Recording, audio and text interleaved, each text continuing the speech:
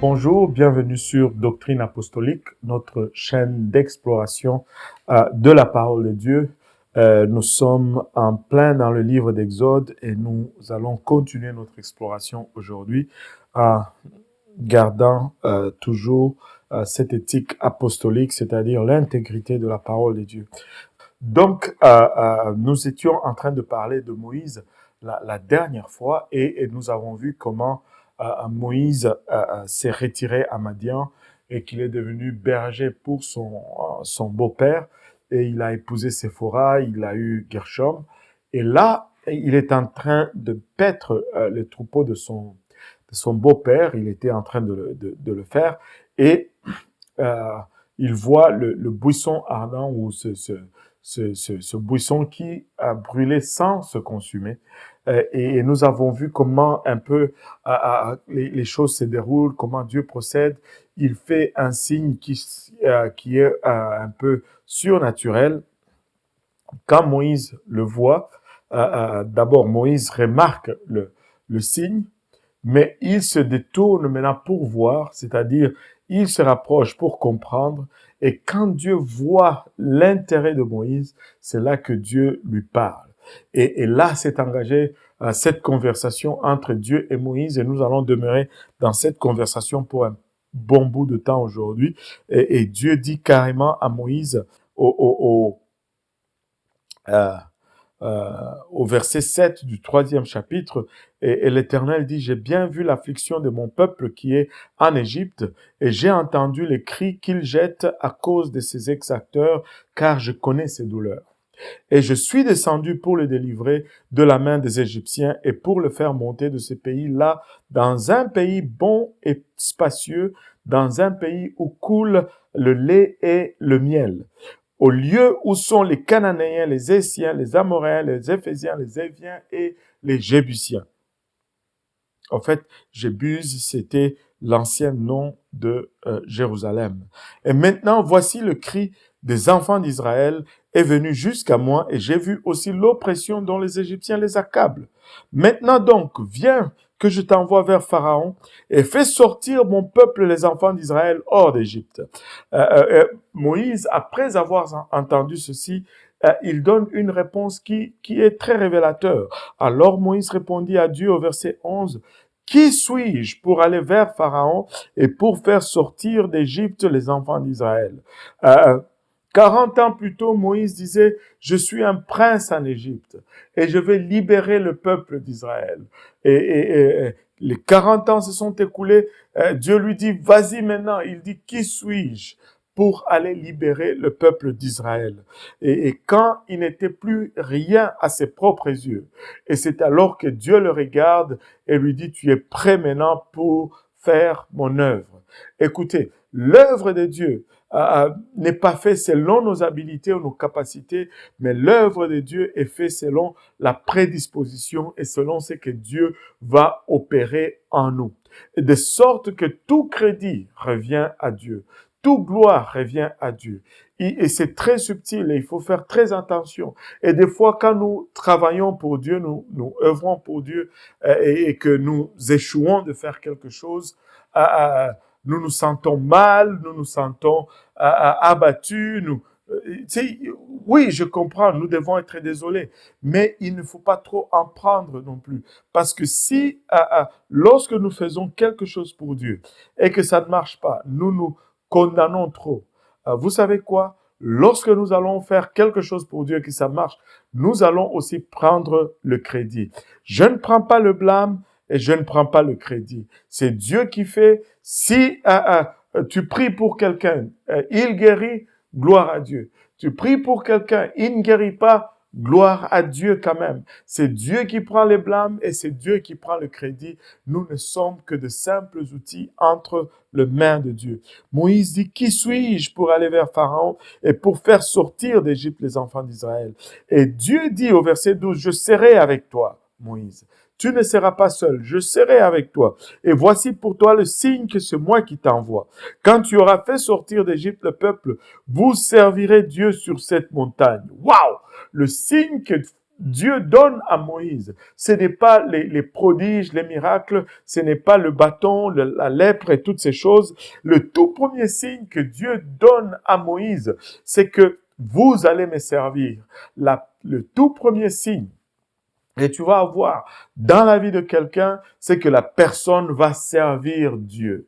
La personne va vivre pour Dieu. La personne va être transformée et va donner sa vie à Dieu. Et notre témoignage, notre service, c'est le premier signe que Dieu nous a appelés. Alléluia. Et Moïse dit à Dieu, voici, j'irai vers les enfants d'Israël et je leur dirai, le Dieu de vos pères m'a envoyé vers vous. Mais s'ils me disent, quel est son nom? Quelle leur dirais-je? En d'autres termes, Moïse est en train de chercher beaucoup d'excuses pour ne pas faire ce que Dieu lui demande de faire. Il dit, si je vais là-bas, ces gens, les Israélites vont demander, mais comment s'appelle-t-il? C'est Dieu même qui t'a envoyé. C'est étrange qu'il pose cette question. Vous savez pourquoi il pose cette question? Parce que tous les Juifs savaient que ce Dieu n'a pas de nom. C'est lui qui n'a pas de nom, comme il l'appelait. Alors Dieu dit à Moïse au verset 14, « Je suis celui qui suis. Je suis celui qui suis. » Puis il dit, « Tu diras ainsi aux enfants d'Israël, celui qui s'appelle « Je suis » m'a envoyé vers vous. » Dieu dit encore à Moïse, « Tu diras ainsi aux enfants d'Israël, l'Éternel, le Dieu de vos pères, le Dieu d'Abraham, le Dieu d'Isaac, le Dieu de Jacob m'a envoyé vers vous. C'est là mon nom éternellement. C'est là ma commémoration dans tous les âges. » Alléluia. Il s'appelle « Je suis ». Et le « Je suis » ici devient très, très important. Devient très, très fondamental. Quand Moïse demande à Dieu, c'est quoi ton nom, que je puisse le dire aux enfants d'Israël? Dieu lui répond, va leur dire que celui qui s'appelle « Je suis » m'a envoyé. Alléluia. Il s'appelle « Je suis ». Oh, Ramaya. Il s'appelle « Je suis ». Je commence à devenir un peu excité parce qu'à chaque fois qu'on étudie la nature de Dieu, tu ne peux pas rester insensible à cela. Dieu a une nature. Et cette nature est accessible pour nous. Nous pouvons comprendre et savoir qui est Dieu. Il s'appelle « Je suis ». Et remarquez d'abord le temps présent. Je suis. Il s'appelle « Je suis », c'est-à-dire en tout le temps, il est au présent. Et aussi, il s'appelle « Je suis ». Et toi, tu vas compléter avec ton besoin par la suite en son nom. Si tu es en manque, celui qui s'appelle « Je suis » devient ta provision.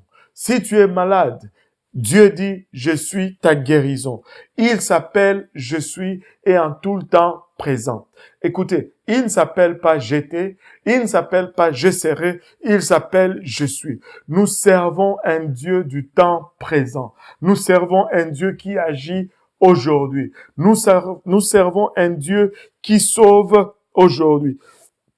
Et Dieu dit, c'est là son nom à perpétuité. Alléluia. Ce n'était pas étonnant que lorsque nous avançons de milliers d'années plus tard, nous voyons ce charpentier ou ce menuisier de Nazareth marcher dans les rues de Jérusalem, dans les rues de la Judée et utiliser le « je suis », ego aimi du grec du Nouveau Testament. Il utilise ce « je suis » comme se référant à lui-même. Et tous les Juifs de son époque, voyant cela, veulent le lapider, veulent le crucifier, parce qu'ils se disent, tu n'as pas droit de t'appeler comme ça. Je suis est unique. Vous savez quoi? Ces charpentiers, ces menuisiers avaient le droit d'utiliser le je suis parce qu'il était le je suis. Jésus-Christ est la révélation du Dieu que nous servons. Jésus-Christ est le je suis, alléluia, de tous les temps. Anyway, quand on va arriver au livre de Jean, on va voir comment Jean nous présente, alléluia, le je suis de l'Ancien Testament dans le Jésus du Nouveau Testament. Anyway, je ne veux pas trop me perdre, on va revenir un peu à Moïse. Et Dieu lui dit, va et assemble les anciens d'Israël et dis-leur l'Éternel, les dieux de vos pères, m'est apparu, les dieux d'Abraham, d'Isaac et de Jacob, et m'a dit, certainement je vous ai visité et j'ai vu ce qu'on vous fait en Égypte. Et j'ai dit, je vous ferai remonter de l'affliction de l'Égypte au pays des Cananéens, des Hésiens, des Amoréens, des Phérésiens, des Éviens, des Jébusiens, dans un pays où coule le lait et le miel. Et ils obéiront à ta voix. Tu iras, toi et les anciens d'Israël, vers le roi d'Égypte, et vous lui direz, l'Éternel, le Dieu des Hébreux, est venu au-devant de nous. Maintenant donc, laisse-nous aller le chemin de 3 jours au désert et sacrifier à l'Éternel notre Dieu. Or, je sais que le roi d'Égypte ne vous permettra point de vous en aller, pas même contraint par une main forte. Dieu savait que Pharaon allait refuser. Mais j'étendrai plutôt ma main et je frapperai l'Égypte par tous mes merveilles que je ferai au milieu d'elle. Et après cela, il vous laissera aller. Et je ferai trouver grâce à ces peuples aux yeux des Égyptiens. Et il arrivera quand vous partirez que vous ne vous en irez point à vide. Dieu a prévu même qu'ils allaient sortir les mains rempli de richesses. Mais chaque femme demandera à sa voisine et à l'hôtesse de sa maison des objets d'argent et d'or et des vêtements. Vous les mettrez sur vos fils et sur vos filles et vous dépouillerez ainsi les Égyptiens. Dieu planifiait. Au fait, Dieu est en train de dire ceci aux Hébreux, à Moïse. Je vais vous faire sortir de là. Mais quand je vais vous faire sortir, n'ayez pas peur d'entreprendre ce voyage. Je vais vous bénir. Vous avez travaillé pendant 400 ans en Égypte, sans salaire, comme esclave. Mais on va avoir comment on a fait. On va faire un rappel de votre salaire. On va aller en arrière. Et pour toutes les années que vous avez travaillé, vous allez dépouiller les Égyptiens. Israël est sorti d'Égypte avec son plein salaire.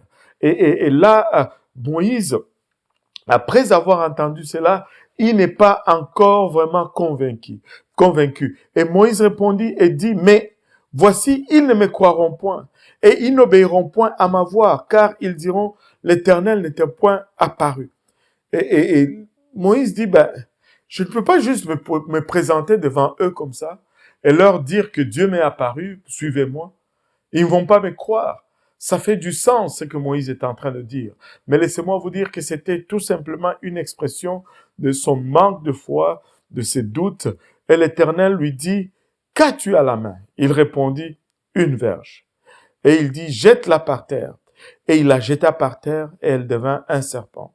Et Moïse s'enfuit devant lui. Alors l'Éternel dit à Moïse, étends ta main et saisis-le par la queue. Et il étendit la main et le saisit, et il devint une verge dans sa main. Le tout premier miracle que Dieu fait faire à Moïse, quand Moïse dit que ça me prend quelque chose quand je serai devant ce peuple pour qu'il puisse me croire. Il dit ceci, jette ton bâton. Il le jette et le bâton devient un serpent. Il y a tout un enseignement là-dedans et c'est sur cet enseignement qu'on va essayer de conclure pour aujourd'hui. Ce bâton représente vraiment la parole de Dieu. Et la leçon là-dedans, c'est que une fois que tu as la parole de Dieu dans tes mains, ne laisse pas tomber la parole de Dieu. Parce que c'est plus difficile de la reprendre une deuxième fois que c'est l'était de la voir quand tu l'as eu pour la première fois. Moïse laisse tomber le bâton et ça devient un serpent. Et Moïse fuit devant le serpent. Et Dieu lui dit, ne fuis pas, ramasse-le. Et Moïse vient par derrière, il tient le serpent par la queue et le serpent redevient le bâton. Écoute, Dieu t'a parlé, Dieu t'a touché, ne laisse pas tomber cette parole. Parce que quand elle tombe, ce n'est pas aussi facile de la ramasser à nouveau. Des fois, c'est difficile, mais accroche-toi à la parole de Dieu. Des fois, c'est compliqué. Accroche-toi à la parole de Dieu. Ne la laisse pas tomber. ce n'est pas facile de la reprendre par la suite. On va se laisser sur cet enseignement. Moïse n'a pas fini un peu son entretien avec Dieu. On va revenir la prochaine fois et on va plonger et essayer de conclure un peu cet entretien entre Dieu et Moïse. D'ici là, je veux vous dire encore une fois, prenez soin de vous-même, soyez dans la lecture de la parole de Dieu, soyez dans la prière et faites attention à vous-même. Que le Seigneur vous bénisse. Au revoir et à très bientôt. Au revoir.